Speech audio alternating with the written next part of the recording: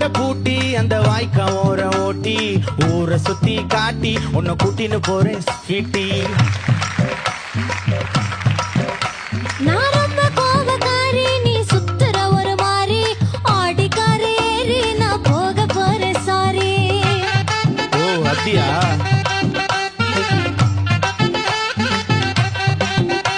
நான் வைக்க மாட்டேன் தாடி, நீ வேணா எனக்கு போடி. இந்த மாமாவை தான் தேடி உன் தங்கச்சி வர ஓடி.